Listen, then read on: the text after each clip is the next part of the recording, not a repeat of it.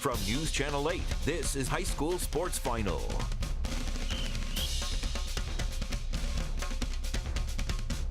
Hey there, I'm Monica McNutt, your host of High School Sports Final, and you heard it, it's championship week, so game on. Let's start in Virginia. James Madison on a 9-game winning streak. Could they get win number 10 in the Conference 6 Virginia title game against Langley? Langley in black visiting the Madison Nighthawks in white. Langley with the ball. Lizzie Shamlou dishes off to Ariana Alisi. She finishes. Madison now, Aiden McQueenie knocking down the 3-ball. Threes are so much better than twos. Madison on the break as Megan Miskell passes it ahead. Alexis Hermes finishes the difficult layup. Nice touch there with the reverse. Madison goes on to beat Langley 32-28 for the conference championship. Now we'll head over to the WCAC, which is nationally renowned for its high school basketball. The snow interrupted the playoffs just a tad this week, but the show had to go on. DeMatha won the regular season title. Paul VI, the defending champs, is playing good basketball, and Gonzaga is led by Wake Forest commit Bryant Crawford. We'll take this one to the quarterfinals and set it up for the playoff championship. Here we go, starting with Good Counsel trying to upset DeMatha. DJ Harvey, he wasn't having any of that. Such a smooth jump shooter hitting that J there. All right, Good Counsel, they did come to play, though. Everybody gives their best shot, right? And there's Greg Hill. Ooh, get ready for it. Spinorama. And, oh, man, the spin and the finish. Greg just giving it all to you at one time. He'd keep his team in it as best as he could. But there was more Harvey with the clock winding down in the third quarter. He was just having that kind of day. Beats the buzzer. The Falcons doing their best to stay close. The jumper here by James Vell III. And this one looked like the Harvey highlight reel. Yes, we know. He had a game-high 23 points. Markel Fultz added 16 as the Stags move on, beating Good Counsel 74-57. Gonzaga and the Eagles head coach Steve Turner taking a moment to get his mind right during the national anthem. And there are their opponents. St. Mary's Riken came down and they came to play. Look at Davidas Zemgulis, the strong putback and one, and he's pumped. Then we get a little bit more from the Knights off of the miss. The outlet to Jawan Smith in transition, who pulls up, stops on a dime, and the jumper is good behind the three. Y'all know I love a three in transition. Gonzaga, however, they're not bad. Chris Likes, their guard. Don't let the size fool you. He gets it done, finishes for 2 there. And then their go-to guy, Bryant Crawford with a nice move, the reverse layup off the inbounds play. And did we mention Gonzaga was pretty good? Bryant Crawford, some more. If some is good, more is better. The semi-alley-oop, Gonzaga advances 52-42.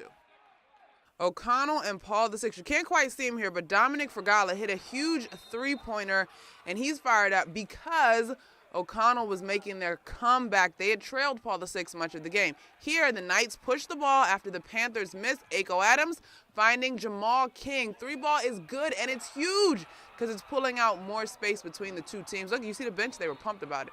Final minute now. Paul VI's VJ King misses. A scramble for the ball, and O'Connell comes up with it and calls a timeout. A huge loose ball recovery there. Down on the other way, Aiko Adams is going to drive. He's not done yet. His shot is no good, but he's fouled, and he would hit 2 free throws up by 4. Now, Paul answers. Aaron Thompson, the layup. He cuts the lead to 2. Last chance, though, for Paul VI. VJ King, the shot is no good. The third time is the charm for O'Connell, finally beating Paul VI 48-44. They stay alive in WCAC play. It's that time in our program where we salute one of our area's brightest and best stars. This week's Itility Athlete of the Week. Our Athlete of the Week led his team to a Virginia State Championship. Thomas Jefferson High won the 5A title thanks in part to the efforts of senior Andrew Siliskar.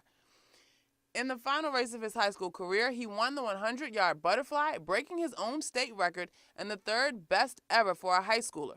Saliskar and company also broke the state record in the 400 freestyle relay. The California Berkeley commit also posted high school's 2nd fastest time ever in the 200 individual medley. He leaves Virginia as the all-time leader in the 100 breaststroke, 100, 200, and 500 freestyles. So congratulations to Andrew Seliskar, our Utility Athlete of the Week. Lots of highlights and scores for us to get to, and we're just getting started here on High School Sports Final. We'll take you over to some hockey, where Calvert Hall and Landon were going at it. And of course, DeMatha and Gonzaga in the WCAC title game. We'll tell you about our game of the week. And don't forget, for all the highlight scores and more, you can log on to hssportsfinal.com.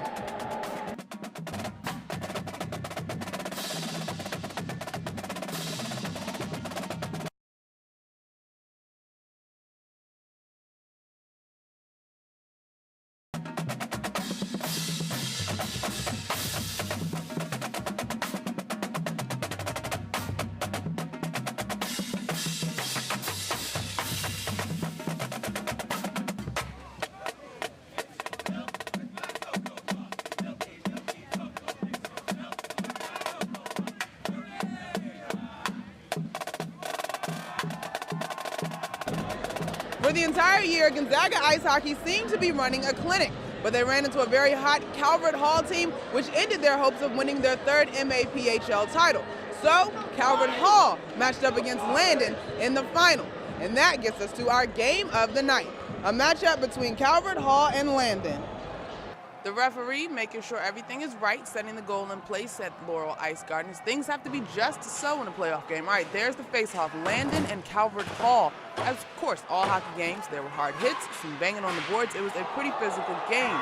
Landon was up by 2 going into the third and final period, but Cardinals goalie Michael Finn is going to do his best to keep Calvert Hall in the game, making some great saves. His efforts would be rewarded. About 6 left to play here. Ivan Yorve, there he is, folks, gets some space and around the defender. He would score, beating Jack Concannon. Cardinals only down 1. Then, just under 2 left to play in the game, Captain Ryan Dieter breaking away, and he scores. Dieters is fired up. His team is fired up. The crowd's fired up. Everybody should be fired up. The game is tied at 2 with just over 90 seconds to play. In overtime, Landon, they brought the pressure to Calvert Hall's defense. Look at this move. Michael Sirachi between the legs. Oh man, just misses the shot. Then the shot from the point here, and there's Finn again, making a save. It's a butt save. We saw that last week. He had to sit on it to keep it out of the goal. But the Bears, they were persistent in the offensive zone. Calvert just couldn't get it out. And finally, Alex Nowinski with a nice pass to Tommy Crittenberger, the shot from a tough angle, and he beats Finn. That was a goal. The game's over. The celebration ensues. Landon Bears are your 2014-2015 Mid-Atlantic Prep Hockey League champions, beating Calvert Hall 3-2 in overtime. Landon's first MAPHL title since they went back-to-back in the 2011-2012 seasons.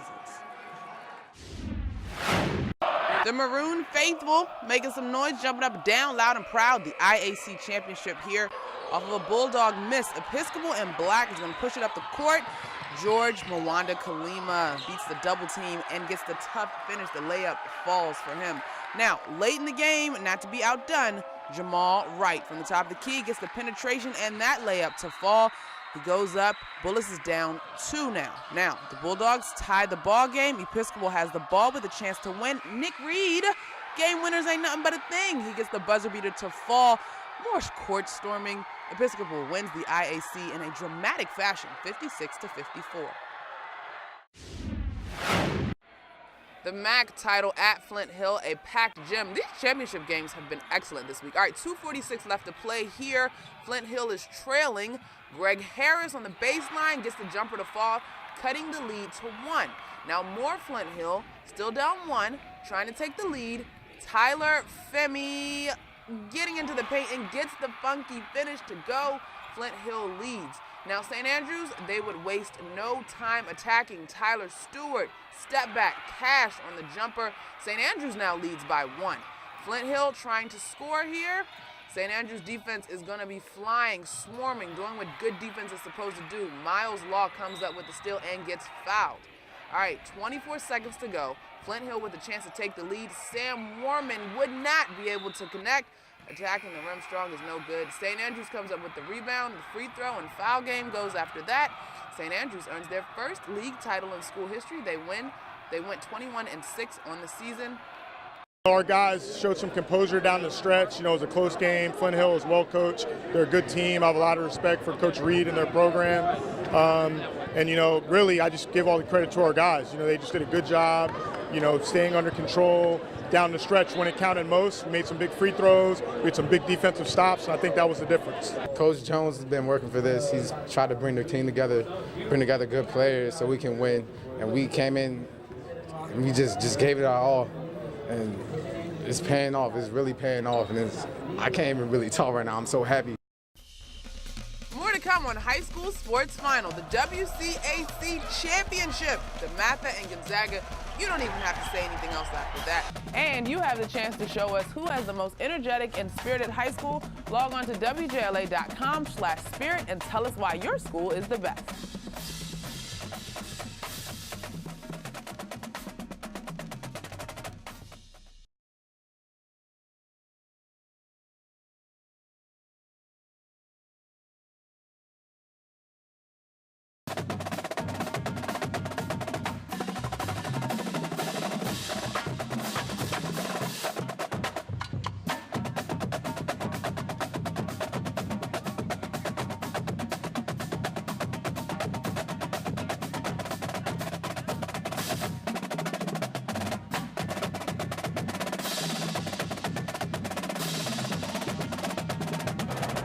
This season marked the 50th anniversary of DeMatha beating Power Memorial. Now this year's DeMatha squad maybe not that historic, but they've been pretty good, only dropping 3 games out of their 30-game schedule. When DeMatha and Gonzaga matched up twice in 1 week, Gonzaga lost. But since then, they've rattled off 7 straight victories. So they were hot heading into the WCAC title game, facing DeMatha once again. Gonzaga and DeMatha, always a classic matchup. Honestly, guys, this might be one of the best high school games I've seen ever. So, here's why. First half, Sam Miller headed to Dayton, showing you some defense. He's still doing it while he's wearing the purple with the big block there. Now, DeMatha, Terrell Allen, gets the baseline layup to fall. Got to step on Chris Likes. DJ Harvey now with the rebound, taking it the other way. Finds... Nope, wrong. There it is. Thomas Bruce on the rebound. You like a rebound dunk. I mean, why not? It's always good stuff. In the third quarter, the Stags came out on fire. DJ Harvey, ooh, that was nasty. Stags went on a 16-4 scoring run in the third. But in the fourth, Gonzaga would fight back. Chris Likes draws the defense, bounce pass on the money to Sam Miller, who cashes in. Miller was huge, and you'll see why in a little bit. All right, Gonzaga now, defense is swarming. The turnover leads to a run out. Now, they can't get the first, second, third, fourth, but it doesn't matter. Eventually, the Eagles get that one to fall on the 6th shot. The basket counts, and that's all that matters. It was a pivotal time in the run. All right, now, Prentice Hub. Gonzaga continuing to make their push, knocking down a huge 3. The comeback is alive and well. All right, tied at 51 now. Sam Miller, he's got something to say about that. The basket is good. Eagles take a 2-point lead for the first time since the half. Now, the Stags would tie it up, so we head to overtime, all knotted up at 53, ultimately to double overtime. In the second overtime, though, you just saw him. Sam Miller wouldn't be denied, knocks down that 3, and then Chris Likes is like, Sam, I completely agree. Let's finish this. That's an and one play. No turning back for the Eagles. They win 77-68. They are your 2015 WCAC champs. And here come the reign of purple, rushing responsibly. Oh, hey, and there's me getting some, vines and stuff. We love social media. Here's Coach after the game. Tonight, this group was determined from the beginning of the year, and it started rough. We played a national schedule. They lost games, and they could have folded and dropped. But once we got in the league play, things started to click. They started believing in the script. They started trusting in each other and trusting in the coaching staff, and that's why we're staying here tonight with a victory. This is the greatest thing. It explains the Gonzaga brotherhood. Everybody steps up. Everybody does it for everybody else. It's the greatest thing. So the girls were in action too, their WCAC championship. Paul VI defending their title against good counsel. In the first half, Nicole Edabasi driving from the top of the key would get the finish over the defense. Ooh, man, that was a tough take. All right, going back the other way now, Jasmine Whitney for PVI. She can dribble too and attacks the rim. She gets her finish to fall. And then for a good counsel, Lindsay Pulliam trying to do her best to keep the Falcons in this one, knocks down that 3 from the top of the key. Then we get more of that from Pulliam. If some is good, then more is better. This time she hits a three to keep the Falcons' hopes alive down the stretch. Timeout Falcons as they try to make their final push. But their push will be met by Kate Klimkowitz driving. And the finish, getting a friendly bounce around the rim. That one falls. And Paul VI wins by 2. Back-to-back WCAC champs. Congrats to Coach Allen and the ladies. Largo's band getting the fans hyped for their time up against Roosevelt. Our photographer, she absolutely loved this one.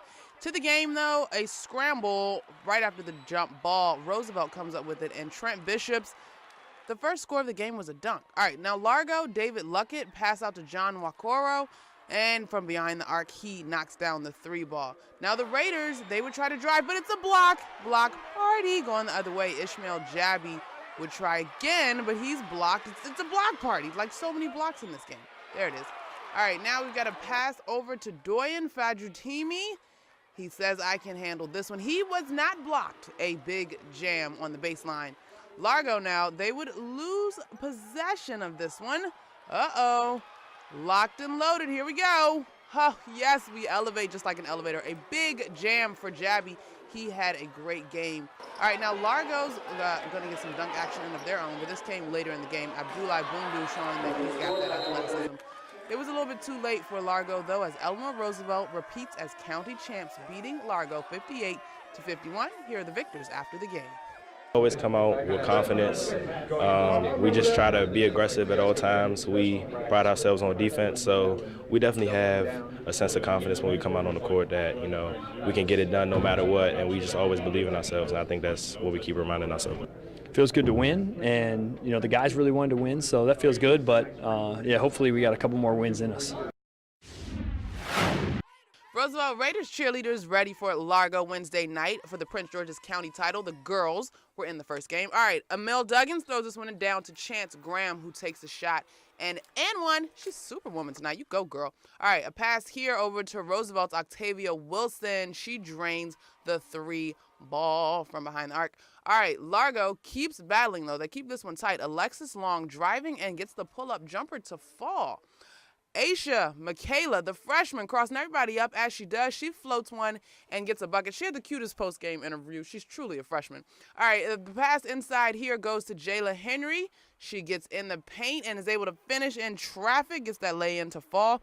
And Roosevelt now, the Raiders will continue their dominance in Prince George's County. The coach, Delton Fuller, as Roosevelt beats Largo 57-53. I just told my team, keep working hard like we're losing. We had to keep on going, and it was a tough game all the way to the last second, so we had to. I told the girls it seemed like Largo wanted a little bit more than us, and I told them we got to step up. You were here last year, you won it last year, you blew them out last year, but this is a year, this is a different year. And all praise to Largo. They played us very tough. 34 had a field day on us, and I told them we got to step it up and we got to beat them on the boards. The name of the game is beating them on the boards. We stepped it up the second half and we prevailed. Still more as we wrap up this edition of High School Sports Final. I know there's snow outside, but believe it or not, spring sports are around the corner. Track and field, though, the indoor session just wrapped up. We'll sit down with one of the champs in studio.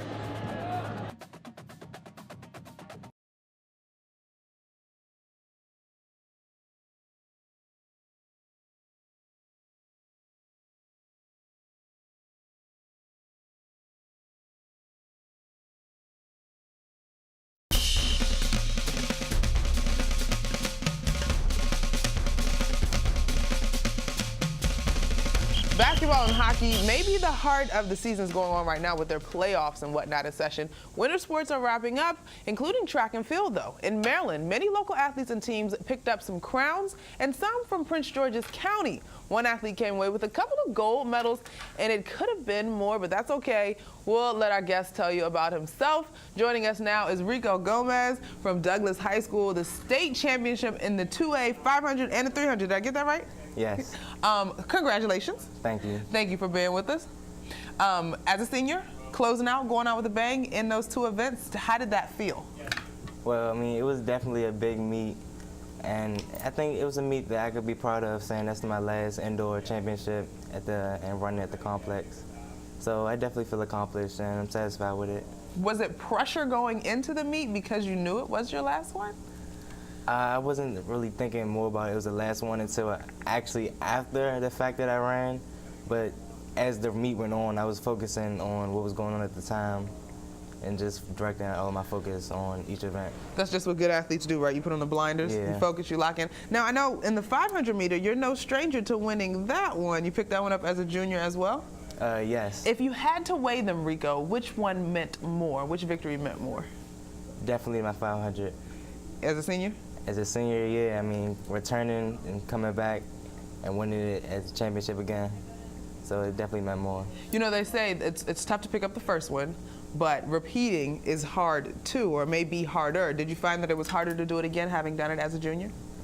No, if anything, I think it would make it more easier because then I'm more familiar with it and I have more experience to like deal with it. So it's more of an expected win. I mean, it is more pressure, but you also have more experience to go with it to help you along the way.